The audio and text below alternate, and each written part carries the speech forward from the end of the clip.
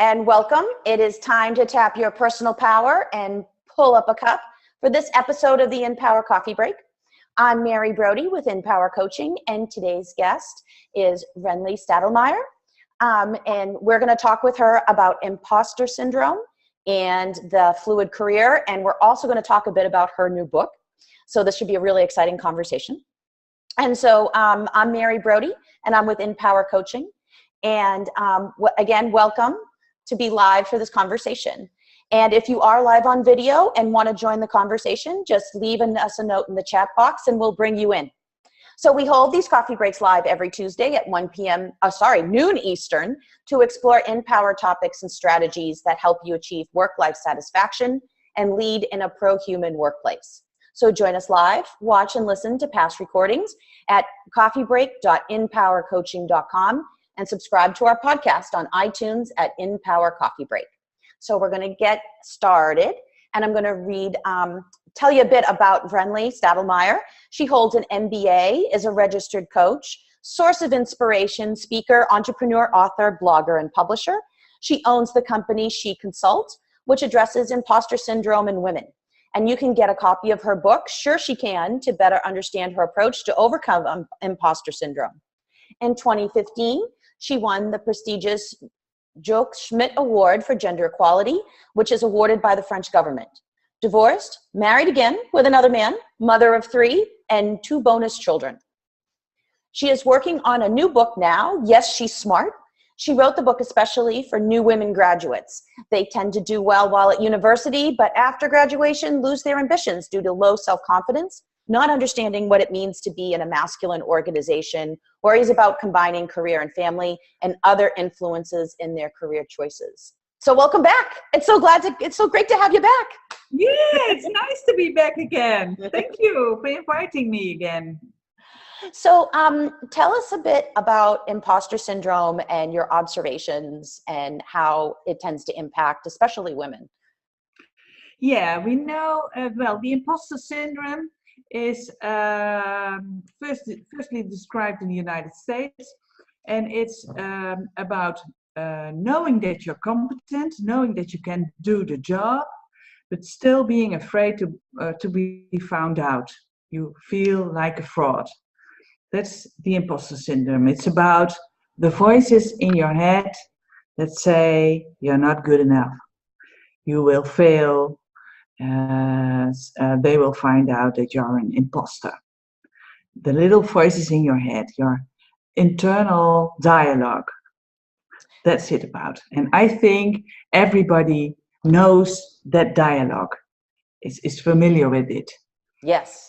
And we know that men and women do have that dialogue, do have imposter thoughts.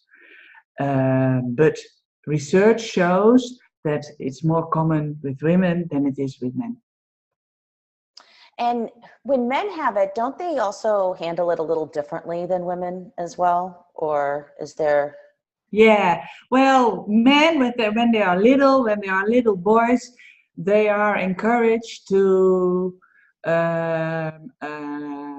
not to be scared and take the risk. And okay, if you're scared, but do it, try it. Women are told to be careful and to watch out, and so boys are more encouraged to be, I don't know the word in English, but to be they are encouraged to do it despite their fear. So, and women are not. So when men are suffering from imposter thoughts, they just do it because they've learned to do it when they are small boys. There's also it also has a lot to do with the cultural expectations we have from women. We expect women to be modest, to be in the background, to be serving to men. We don't like very assertive women. We don't like very dominant women. We think a dominant woman is not feminine. So we encourage little girls to be modest and to be in the background, etc. So that's also a little voice in your head. Don't be so bossy. Don't be so dominant. Don't be so assertive. Cool down a bit. Right. A lot of women I speak to tell me that's what they heard when they grew up. That's what their mother told them. Cool down. Don't be so bossy.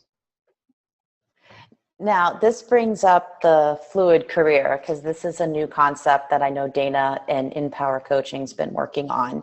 How we switch careers, right? It's kind of like you go from one to the next to the next, and it's kind of like a progression. And if you look back at your life, you're like, there's a story here. When you're in it, you're like, there's no story. Right? We're just going from thing to thing. And I think the role of imposter syndrome with a fluid career it's strong, because you're trying to do something maybe new, acquire a new skill set. And I could see that you end up like maybe not trying. Exactly. You need courage to try something new. That was the word I was looking for, courage. You need courage to try something new. You need courage to step into something you don't know exactly how it's going to be.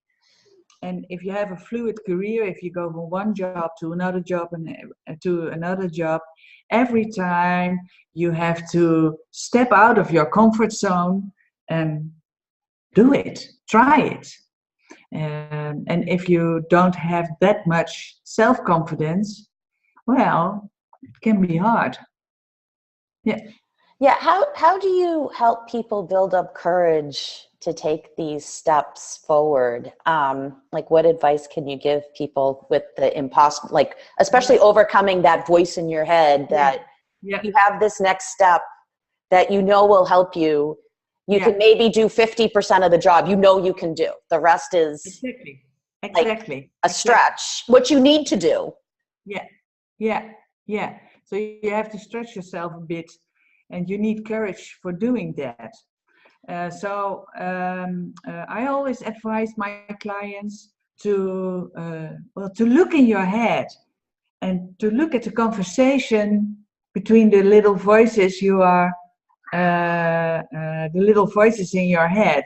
I call them parrots on your shoulder, those voices. And those voices, they are thoughts. And thoughts is nothing. A thought is nothing. You can grab it. It's fluid. You can listen to a thought. You can also not listen to a thought and think something else. You can train yourself to not listening to your parrot. The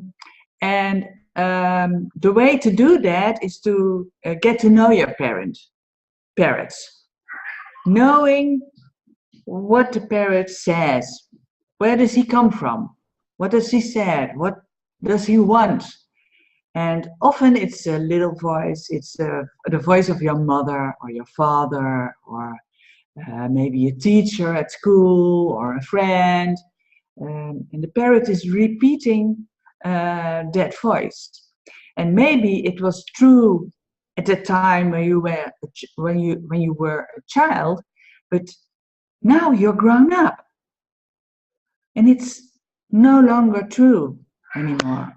So if you can recognize that the parrot is lying or telling all truths, then you can say to the parrot, if he's talking to you, you can say, okay, I hear you.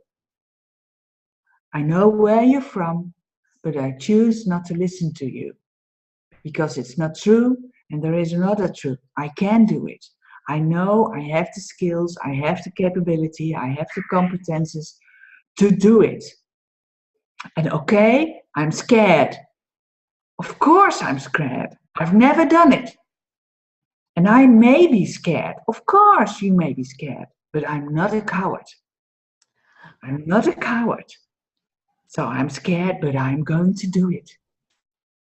So that's the trick, the mental steps I think you have to make.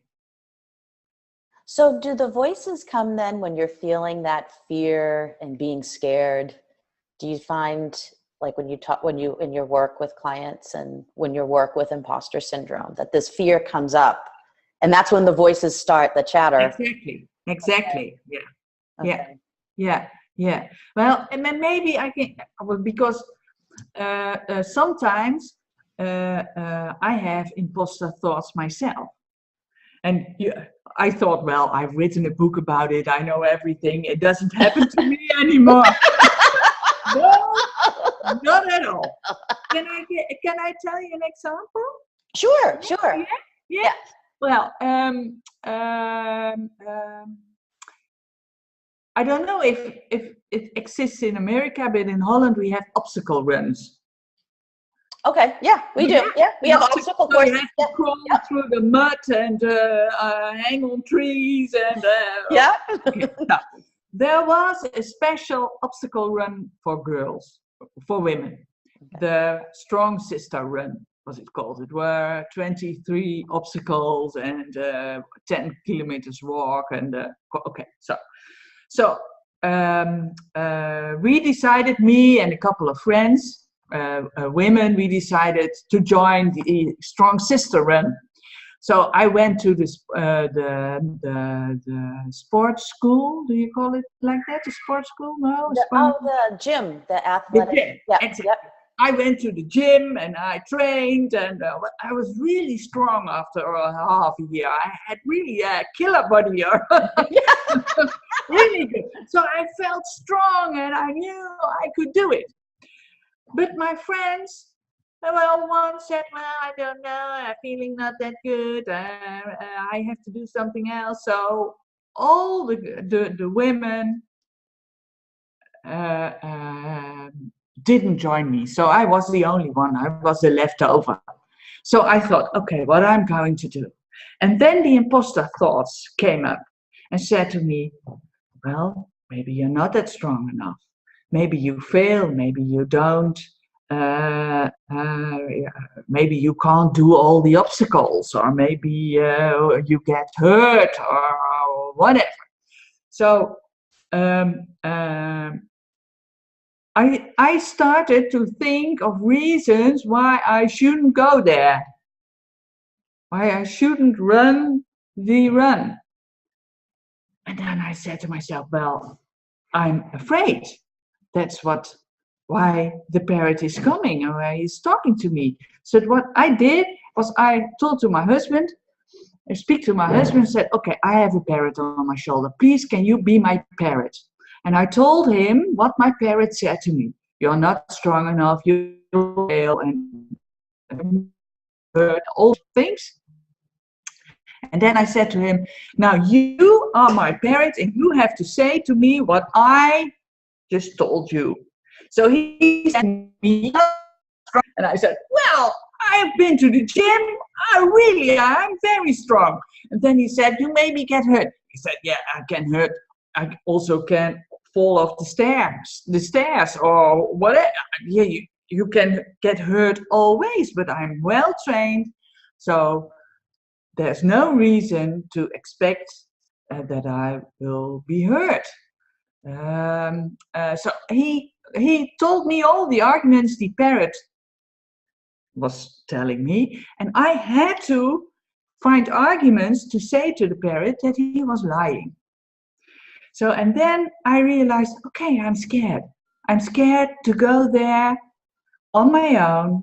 I've never done such a thing before.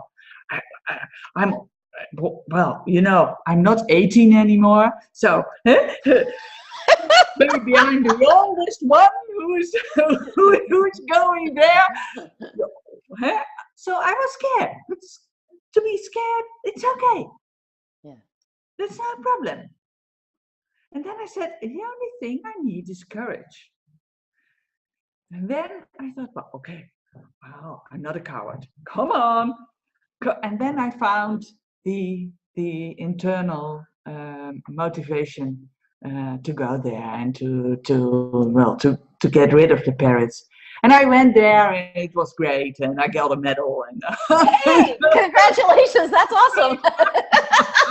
Everybody gets a medal. Don't tell that part of the story. Yeah, but that's awesome. So well, for me, and I know from my clients that it works when you do the conversation you have in your head, the conversation with the voices, with the parrot. If you do it in real life with your husband or a friend or whatever, do the conversation and you'll see what happens, and then you know what's underneath it, and then you can handle it. Yeah, because if you say it out loud, I would think in your head you keep playing the same tape, and then when you get someone else to talk, then you're speaking it aloud. It's easier. Yeah, you start to talk it out and get. Yeah, and then you hear. In this case, I heard my husband saying the things to me what I was saying to myself, and that's awful. Awful. What am I saying to myself? Yeah. Yeah. That's true. We don't, I think sometimes you're right. We don't realize the script that's in here. And if a friend said that to us, we'd hit them. Exactly. End of the friendship. Yeah. So, well, maybe that will help people who are watching. Just play it in real life with a friend or your partner, or it will help. Yeah, I could see like you're going to the next step, like doing another, like going on a job interview for the next step, and you're scared, like you said, because it's a new job. You have some qualifications, but not all. Before, like, not just your prep for your interview shouldn't just be the reading of the company or the new job, but actually this overcoming your own fear. And getting into getting courage, and how to get the courage and the, like, what do I say to myself? Yeah, exactly. So that can help too. Yeah. And sometimes I hear from clients that they say, well, if I have to go for a job interview or for meeting the board of directors or something like that, I feel myself becoming a little girl. I feel myself shrinking into a little girl. And then I don't know what to say, and then I stumble, and afterwards, when I'm home or back at my office, I know exactly what to say, and then I feel so stupid. Clients tell me that. So maybe I'm sure a lot of people will recognize that too. And I call that the little girl parrot. Are there different types of parrots? Because you have little girl parrot. Do you have other, like, what are some other types of parrots? Yeah, another type is, for example, the pleaser. Yeah. I know too much about the pleaser parrot. I can tell you that. Yeah, that's the one who always wanted to please everybody, who never wants to say no, who's always trying to comfort people and to be nice, and now you know them. Yeah. It's a terrible parrot. Yeah. I'll say from my experience, it's a rough parrot. Yeah. You get beaten. It's a darned if you do, darned if you don't. Like, you can't, it's a can't win parrot. No matter what you do, you do have to talk yourself out of that one. Yeah. That's the dangerous one. Yeah, exactly. Yeah. And in my experience, the pleaser parrot is he's always afraid that you're excommunicated of the group, that you're no longer part of the group, it's always he wants you to be part of the group, and that's why he urges you to please. And if you see that, then you can say, okay, well, if they don't want me the way I am, and the way I talk, the way I walk, then okay, then I don't want to be part of the group either. And yeah, and most times people are fine with you speaking up and being, Exactly. yeah, Of course. yeah. But the fear, like, and again, it goes back what you were told when you were a kid. Exactly. Yeah. What are the other parrots? Are there more? Well, there is another parrot, the small girl parrot, a pleaser. Then we have, well, let me see, because I don't know the word in English. This is the book. Yeah. Oh, okay. Oh, the Barbie. Really? Yeah. You always have to look nice and to be feminine and to, yeah, always. Never go out without makeup and things like that. The little girl, the pusher. The pusher, it's never good enough. You can always do better. It's never finished. You have to work 24/7, because if you don't work, you're lazy and it's not good. And so a lot of people have the pusher parrot on their shoulder. Yeah. Wow. The pusher. Oh, and the independent one is also one. I don't need anybody's help. I am a big girl. I can do it myself. I can do it all by myself. If I ask for help, then I'm weak. Then I'm a typical woman who can't do it at her own. So I'm a strong woman. I can do it I can do it myself. That's that's also a very damaging parrot too, because that can really hurt you. Exactly. You think, in many, many ways. Yeah. And I think if you are lived by your independent parrot, if you never need somebody, if you never ask for help, if you're always the strong one, then I think it's difficult to be friends with you. That's because true. Well, it's nice when you're friends with somebody to do something for each other and to help, and to, if somebody is having troubles, it's nice to be a good friend and to give some help or assistance or comfort, or give some comfort or something like that. So if you're always strong and independent, well, I don't know if you're such a nice person then. Yeah, that's true. That's true. Because I see it with teams. If you have someone who's too independent and they don't work with the team, it ends up hurting the team, and they end up hurting themselves because they don't work with the team, or they second guess everyone's opinion, like their thoughts or opinions or their work, and it never works out. Yeah, exactly. Yeah. Well, I know we're getting close to the end, but before we end, I wanted to hear about your new book. So we'll talk about that for a little bit. I didn't want to cut the parrot discussion short, but yeah. This one, it's Yes, She's Smart, it's called, but it's in Dutch. So if there is a publisher watching who wants to publish it in English, please call me. But it's written for postgraduates, girls who are just graduating and think, I'm ambitious and I want to be CEO, or I want to have a good career, and I just do my very, very best, and then I will make or get a good career. And that's not true. Only doing your best is not enough. You have to, well, if you are at school or at university, there are different rules.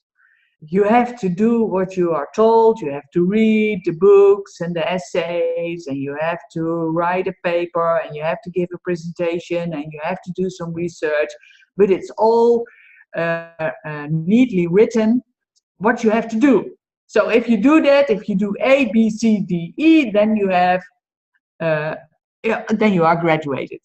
But if you are going to work, it doesn't work that simple. There are other rules, and the rules are masculine, because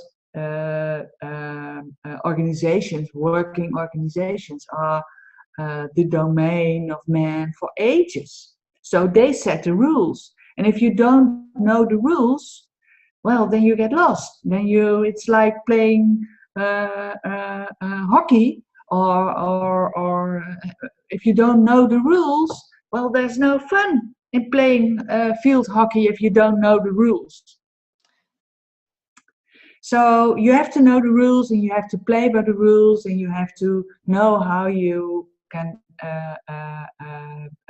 play strategically. And it's a difficult word for me. You did fine. So, if you know the rules, you can do it in your own way. You can still be feminine, but you can play the rules, and you get the rewards, and you'll be happy in your work. And in my book, I also have a part of my book is also about private life. It's about choosing the right person as a partner, choosing the right, well, mostly it's a man, choosing the right man.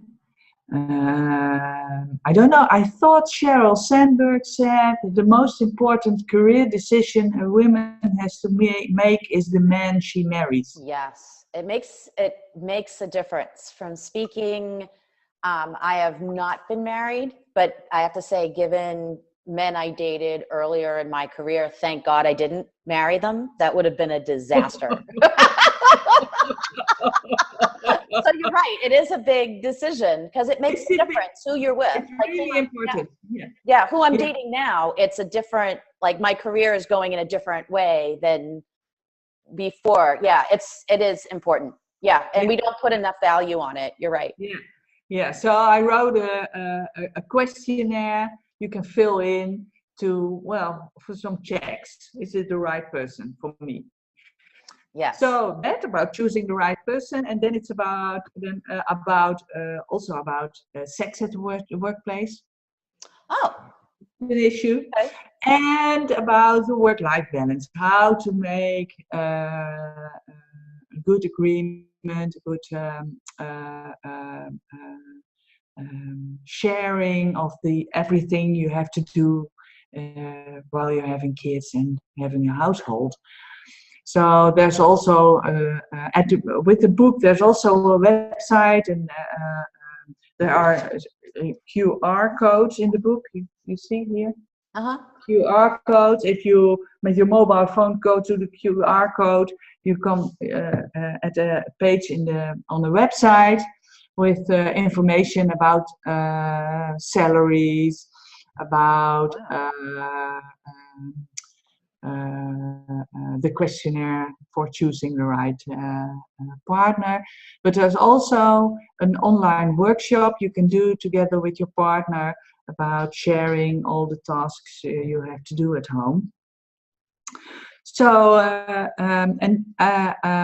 that's in the book because I saw that a lot of young women are worried about how to combine a family life with a working life, and they think they can't combine a top career with family life. So they make decisions a man never should make. For example, if you are a doctor and you have to choose if you want to be a child doctor or a surgeon or a psychiatrist or something like that, we see that women tend to choose child doctor, psychiatrist, or something like that, and not surgeon, because they think it's very difficult to combine it with family life. And I never met a boy who said the same thing, who said, well, I want to be a surgeon, but I can't combine it with family life. So, okay, I'll choose something else. Right. Right. So girls are, with that problem in their head, they are choosing maybe things they don't like that much. Maybe they would choose something else if they know that they can solve it. And my book tries to solve that problem. That's awesome. I'm wishing that it was translated to English. That's a book for like everybody, not just even women who graduate from school, because these are new uncharted territories. Exactly. Yeah. What to do? It's not very, we get advice, but there's no clear path. It's like you have like the primer, like every college girl should get your book. Exactly. Yeah. Every girl has to read the book. Yeah. You don't know who's watching. So. Call me. Yeah. Wonderful. Yeah. What's the best way that our listeners can follow up and learn more about you and your books and what you're working on? Yeah, we have an English website, Sure She Can. Well, that's in English, and all the rest is in Dutch. That's a bit a problem. Okay. Yeah. Can people email you, or should they go to the website? Okay. Of course. I'll be happy to receive emails. Okay, and what's your address? Yeah, my email address is, well, keep it simple, info@sheconsult.nl. Wonderful. Thanks so much for coming back on. It's so wonderful to have you here. Okay. Yeah, and so to wrap up real quick, thank you everyone for joining us on this episode of the InPower Coffee Break. And you can visit us at coffeebreak.InPowerCoaching.com to see upcoming topics, past recordings, and learn how you can join us live. So everyone have an Empower day. And Vreneli, thanks again. Thanks so much for coming. Wonderful conversation. Okay, thank you very much. Thank you. It was my pleasure. Thank you. Bye-bye. Bye-bye.